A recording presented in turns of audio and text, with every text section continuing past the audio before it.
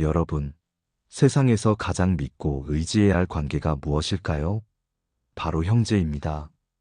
하지만 현실은 다릅니다. 부모님의 묘 앞에서도 얼굴을 돌리고 평생 연락 한 통 없는 남보다 못한 사이가 되어버리기도 하지요. 처음엔 작은 부탁이었습니다. 그런데 고마움은 금세 사라지고 형이니까, 동생이니까라는 말로 당연함이 자리 잡습니다. 그 순간부터 사랑은 무너지고 남은 건 서운함과 원망뿐입니다. 오늘 우리는 이 문제를 정면으로 마주합니다. 무조건적인 베풀미 왜 독이 되는지, 그리고 경계가 어떻게 사랑을 지키는지 이야기할 겁니다. 끝까지 함께 하신다면 마음속 무거운 돌덩이가 조금은 내려앉을 겁니다. 이 영상이 도움이 되셨다면 소중한 분께 공유해 주시고 구독과 좋아요로 함께 해주세요. 여러분의 응원이 저에게 큰 힘이 됩니다. 여러분, 형제 관계는 참 묘합니다. 세상 누구보다 가까운 사이면서도 동시에 남보다 더 깊은 상처를 주고받는 사이가 되기도 하지요. 부모님은 늘 말씀하셨습니다. 형제끼리는 서로 도우며 살아야 한다. 하지만 현실은 그렇지 않은 경우가 더 많습니다. 갈등은 거창하게 시작되지 않습니다. 사실 아주 사소한 순간에서 비롯됩니다. 형, 이번 한 번만 좀 도와줘. 누나, 이번 달만 조금 봐줘. 이런 부탁이 처음에는 크게 느껴지지 않죠. 선뜻 들어주고 나면 상대는 눈물까지 흘리며 고마워합니다. 그런데 3번, 4번이 지나면서 그 고마움은 줄어듭니다. 어느 순간부터는 당연한 권리로 변하지요. 한 집안의 이야기를 들어봅시다.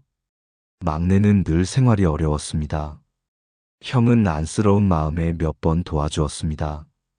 처음엔 형, 평생 잊지 않을게 라고 말하던 동생이 어느새 형이니까 해주는 게 맞지 않아? 라는 말을 꺼냈습니다. 형이 더는 도와줄 수 없다고 했을 때 동생은 형이 맞아? 가족도 못 챙기네 라며 원망을 쏟아냈습니다. 결국 그 말 한마디가 형제 사이를 갈라놓았습니다. 또 다른 사례도 있습니다. 부모님 장례를 치른 뒤 남은 재산을 나누는 문제였습니다. 큰형은 둘째와 막내를 생각해 일부를 양보했습니다. 당시엔 모두가 고마워했습니다. 큰형이 있어서 일이 원만하게 끝났네. 하지만 시간이 지나면서 양보는 고마움이 아니라 당연한 몫으로 변했습니다. 큰형은 원래 여유 있잖아. 더 줄 수 있지. 결국 그 말이 불씨가 되어 형제들은 서로 불신하게 되었고 평생 함께할 줄 알았던 인연은 남보다 못한 관계로 끝나고 말았습니다. 여러분, 여기서 우리는 중요한 사실을 알 수 있습니다. 형제라고 해서 무조건 베풀면 관계가 지켜지는 것이 아니다라는 점입니다. 오히려 작은 불균형이 쌓여 큰 갈등으로 번집니다. 나는 덜 받았다. 나는 손해다. 라는 생각이 뿌리내리면 아무리 가까운 형제라도 남이 되어버립니다. 그렇다면 어떻게 해야 할까요? 똑똑한 사람들은 무조건적인 희생 대신 경계와 공정함을 세웁니다. 차갑게 보일 수 있어도 원칙을 두고 선을 분명히 그어야 합니다. 여기까지는 할 수 있지만 그 이상은 어렵다. 라는 경계가 필요합니다. 그래야 서로를 존중할 수 있고 관계도 오래갑니다. 도움은 순간일 뿐입니다. 기록이 없고 기준이 없으면 그 도움은 곧 원망으로 변합니다. 그래서 지혜로운 사람들은 작은 도움일지라도 서류로 남기고 규칙을 정합니다. 생활비는 함께, 의료비는 공동 부담하지만 사업 자금은 원칙적으로 지원하지 않는 식이지요. 이런 기준이 있어야 억울함도 비교심도 줄어듭니다. 여러분, 혹시 비슷한 경험이 있으신가요? 처음엔 진심으로 도와줬는데 나중에는 오히려 왜 더 안 해주냐는 말을 들은 적. 그 순간 느낀 상실감과 서운함이 아직도 마음에 남아있지 않으신가요? 잘못은 여러분이 아닙니다. 경계 없는 선의가 문제였을 뿐입니다. 기억하십시오. 거절은 관계의 끝이 아니라 다음 만남을 위한 다리입니다. 오늘의 아니오가 내일의 예를 지켜줍니다. 선을 긋는 건 차가움이 아니라 사랑을 오래 지키기 위한 안전장치입니다.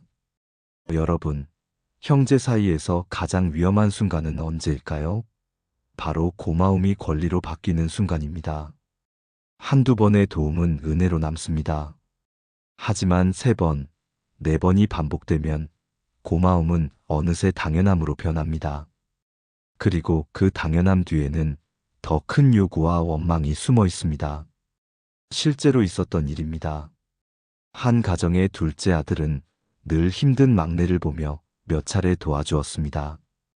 처음에 막내는 울먹이며 말했지요. 형, 정말 고마워. 평생 갚을게. 하지만 시간이 지날수록 태도가 달라졌습니다. 형은 잘 사니까 해주는 게 당연하지 않아? 그리고 더는 도와줄 수 없다고 했을 때 막내는 이렇게 말했습니다. 가족도 못 챙기면서 무슨 형이야? 그 말은 둘째의 마음을 산산조각 냈습니다. 결국 두 형제는 평생 이어온 정마저 잃고 말았지요. 여러분, 이게 바로 사람의 본성입니다. 받는데 익숙해지면 감사는 사라지고 권리만 남습니다. 형제라고 해서 예외는 아닙니다. 오히려 가까운 관계일수록 그 권리의 요구가 더 강하게 나타납니다. 또 다른 집안 이야기를 들어보겠습니다. 부모님의 장례를 치른 뒤 유산을 나누는 과정에서 큰형은 동생들을 생각해 조금 더 양보했습니다. 당시엔 모두가 고마워했습니다. 큰형 덕분에 일이 잘 풀렸다. 그러나 시간이 흐르자 그 양보는 고마움이 아니라 당연한 몫이 되었습니다. 큰형은 원래 여유 있으니까 더 줄 수 있잖아. 결국 형제 사이엔 불신이 싹 텄고 평생 함께할 줄 알았던 인연은 남보다 못한 관계로 끝나고 말았습니다. 여러분, 여기서 우리는 중요한 사실을 깨닫습니다. 형제에게 베푸는 것이 반드시 미덕이 되지 않는다는 것입니다. 오히려 작은 차별과 불균형이 큰 갈등으로 이어집니다. 사람 마음속에는 늘 공평해야 한다는 본성이 있습니다. 조금이라도 불균형이 생기면 나는 손해다 라는 생각이 자리 잡습니다. 그렇기에 똑똑한 사람은 함부로 베풀지 않습니다. 대신 공평과 경계를 택합니다. 차갑게 보일지라도 원칙을 세우고 도움의 범위를 분명히 합니다. 여기까지는 내가 도울 수 있어. 하지만 그 이상은 어렵다. 이 선이 분명해야 존중이 남고 관계가 오래갑니다. 여러분, 혹시 이런 경험 있으신가요? 처음엔 마음이 따뜻해 도와줬는데 나중엔 오히려 원망만 돌아온 경우. 내가 뭘 잘못했을까? 후회하며 괴로워하신 적 없으신가요? 사실 잘못은 여러분이 아닙니다. 경계 없이 베풀었던 그 순간이 문제였던 겁니다. 기억해야 할 진실은 이것입니다.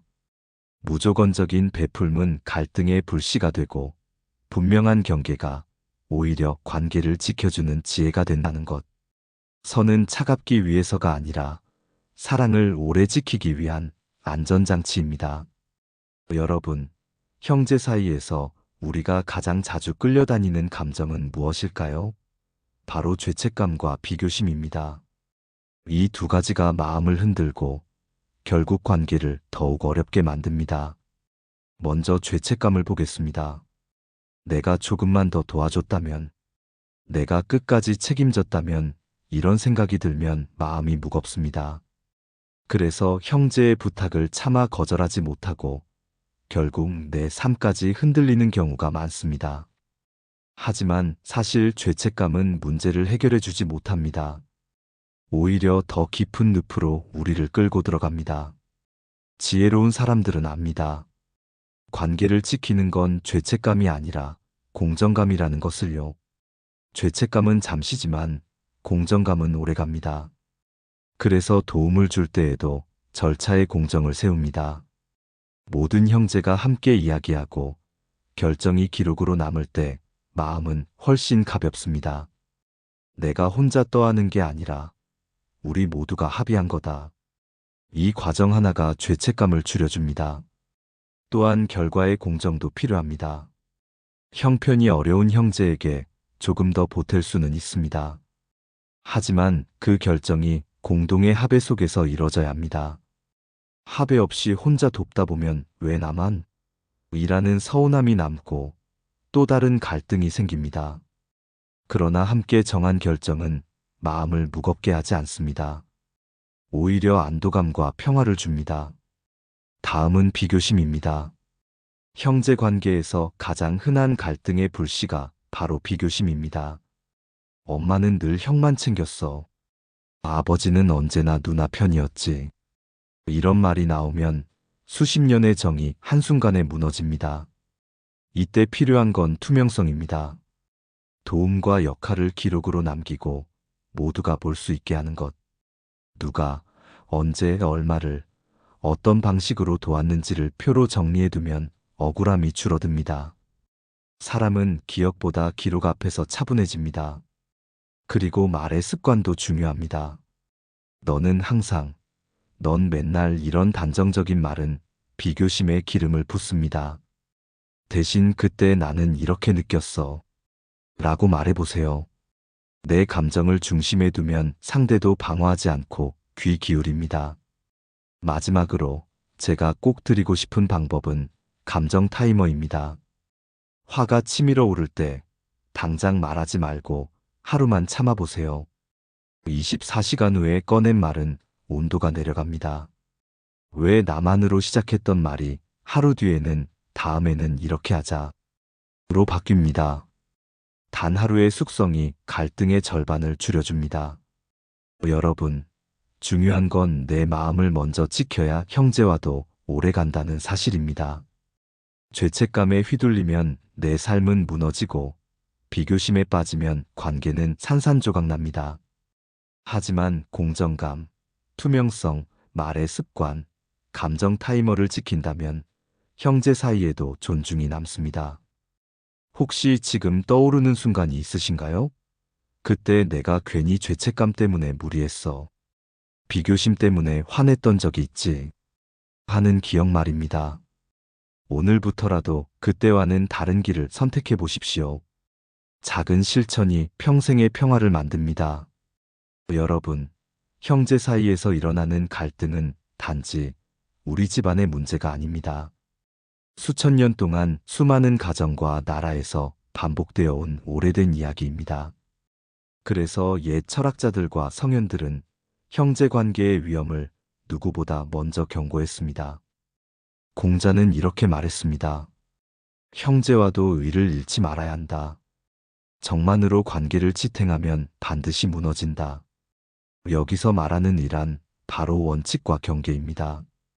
피를 나눈 사이라 해도 원칙이 없다면 정 때문에 무너지고 결국 원망으로 끝난다는 뜻이죠.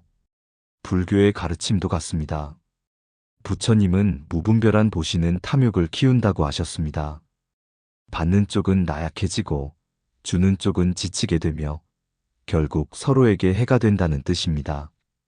형제니까 무조건 도와야 한다. 는 생각은 겉보기엔 미덕 같지만 사실은 인연을 해치는 독이 될 수 있습니다. 서양 철학자 쇼펜하우어 역시 이렇게 말했습니다. 호의는 반복될수록 권리로 변한다. 처음엔 고마움으로 받아들였던 것이 여러 번 반복되면 오히려 당연한 권리로 여겨지고 감사는 사라지고 불만이 쌓여갑니다. 이 경고는 형제 관계에도 정확히 들어맞습니다. 우리 역사 속에도 같은 지혜가 있습니다. 정약용은 이렇게 기록했습니다. 형제는 가장 가까운 벗이지만 재물 앞에서는 가장 큰 원수가 되기도 한다. 그는 형제 간 다툼의 대부분이 부모가 남긴 재산에서 비롯된다는 사실을 꿰뚫어 보았습니다. 그래서 지혜로운 사람은 무조건 베푸는 대신 공정한 원칙과 분명한 선을 세우는 것이 진정한 효라고 했습니다. 여러분, 이 모든 지혜가 우리에게 주는 메시지는 단순합니다. 형제라고 해서 무조건 내어주지 말라. 그것은 인색함이 아니라 관계를 지키기 위한 사랑의 기술입니다. 원칙 없는 베품은 갈등의 불씨가 되고 경계 있는 태도는 오히려 존중을 남깁니다. 이제 오늘 이야기를 정리해 봅시다. 첫째, 고마움은 반복되면 권리로 바뀝니다. 그러니 도움의 범위를 분명히 정해야 합니다. 둘째, 사람의 본성은 받는 데 익숙해지면 더 요구하게 됩니다. 형제도 예외는 아닙니다. 셋째, 차갑게 보이더라도 경계를 세워야 합니다. 그것이야말로 형제를 지키고 나를 지키는 길입니다. 여러분, 부모님이 떠난 뒤 남는 건 결국 형제뿐이라고 합니다. 맞습니다. 그러나 그 형제를 평생 곁에 두려면 무조건적인 희생이 아니라 공정함과 원칙이 필요합니다. 그래야 존중이 남고 관계가 오래갑니다. 혹시 지금 형제와의 관계에서 마음이 무거우신가요? 그렇다면 오늘 이야기 중 단 한 줄만 기억해 주세요. 거절은 관계의 끝이 아니라 내일의 만남을 위한 달이다. 오늘의 아니오가 내일의 예를 지켜줍니다. 여러분, 진짜 지혜는 멀리 있지 않습니다. 바로 지금 내 마음을 지키고 공정한 선을 긋는 데서 시작됩니다. 그것이야말로 평생을 편안하게 살아가는 지름길입니다. 여러분, 오늘 우리는 형제 사이에서 왜 똑똑한 사람일수록 무조건 베풀지 않는지 함께 살펴봤습니다. 첫째, 고마움은 오래가지 않고 권리로 변한다는 사실을 보았습니다. 한두 번의 호의가 반복되면 은혜가 아니라 당연한 몫으로 여겨지고 결국 원망만 남게 됩니다. 둘째, 사람의 본성은 받는 데 익숙해지면 더 요구한다는 점을 확인했습니다. 형제라는 이름으로 포장된 요구는 감사가 아니라 부담이 될 수 있습니다. 셋째, 경계와 공정함이야말로 관계를 지키는 기술이라는 것을 배웠습니다. 차갑게 보이더라도 선을 분명히 그을 때 형제와의 인연은 오래갑니다. 여러분, 부모님이 떠난 뒤 남는 건 결국 형제뿐입니다. 하지만 그 관계를 지키는 방법은 무조건적인 희생이 아니라 원칙과 경계입니다. 그것이 진짜 사랑이고 존중을 지켜주는 길입니다. 혹시 지금 마음속에 무겁게 남은 형제와의 기억이 있으신가요? 오늘 이야기를 통해 그 무게를 조금 내려놓으시길 바랍니다. 작은 경계 하나가 나를 지키고 형제를 지키고 결국 내 노년을 평안하게 만들어줍니다. 오늘도 끝까지 함께해 주신 여러분께 깊은 감사를 드립니다. 이 영상이 도움이 되셨다면 소중한 분께 공유해 주시고 구독과 좋아요로 저를 응원해 주세요. 여러분의 작은 응원이 제게 큰 힘이 됩니다. 오늘 하루도 평안하시길 바랍니다. 감사합니다.